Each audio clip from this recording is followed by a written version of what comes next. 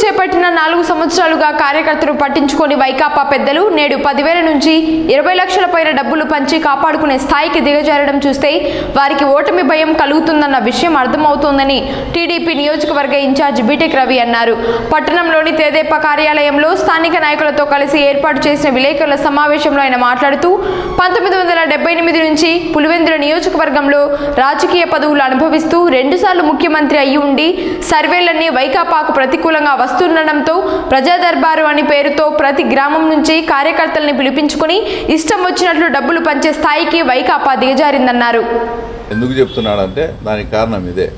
మీ కార్యకర్తలను మీరు ఇంతవరకు పట్టించుకోకుండా ఏమే కానీ వాళ్ళకు అపాయింట్మెంట్ లేకుండా లబ్ధి కానీ ఈరోజు సర్వేల్లో మీకు ఇబ్బంది పడే పరిస్థితులు ఉన్నాయని లాస్ట్కు వాళ్ళకు డబ్బులు ఇచ్చి అసలు పాడాలో ఇప్పుడు వర్క్స్ పెట్టి ప్రతి పంచాయతీలో 20 లక్షలు 30 లక్షలు ఊరికి గ్రావెల్ రోడ్లు అంటే మిగతా వచ్చే స్ట్రక్చరల్ వర్క్ జరిగితే లేట్ అవుతుంది కాబట్టి అంటే ఊరికి మట్టి తోలేదు వారం 10 రోజులకు అయిపోయేది మనకి బిల్లు ఇచ్చే పరిస్థితి. అంటే ప్రభుత్వ ధనాన్ని ఈ రకంగా కార్యకర్తలకు పంచిపెట్టే స్కీమ్ కూడా డబ్బులతో పాటు ప్రతి పంచాయతీకి మీరు కావాలంటే చూసుకోండి ప్రతి పంచాయతీకి 30 లక్షలు 20 లక్షలు చొప్పున గ్రావెల్ రోడ్లు కూడా ఇచ్చారు. మళ్ళీ ఎప్పుడు బిల్లులు అవుతాయో ఆ బిల్లులు వచ్చేసి మేమే ఇవ్వాల్సిన పరిస్థితులు కూడా రావచ్చు. వీటిని అన్నిటినీ దృష్టిలో పెట్టుకునే మా అధినాయకుడు మేము పులివెందుల్లో కూడా గెలవబోతున్నామని చెప్తున్నాడు. మేము పులివెందుల్లో గెలుస్తామనే దానికి వాళ్ళ అభద్రతాభావంతో ఫీల్ అయ్యి ఈ రకంగా డబ్బులు ఈ రకంగా వర్కులు చేయడమే కంప్లీట్గా నిదర్శనం.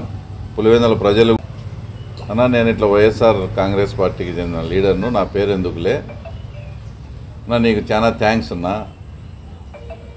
తర్వాత నువ్వు తెలుగుదేశం పార్టీ కార్యకర్తలకు ఏం చేసినావో ఏమో మాకైతే తెలియదు కానీ మాకైతే చాలా మంచి చేసినావన్నా, థ్యాంక్స్ అన్నా అని చెప్పినారు.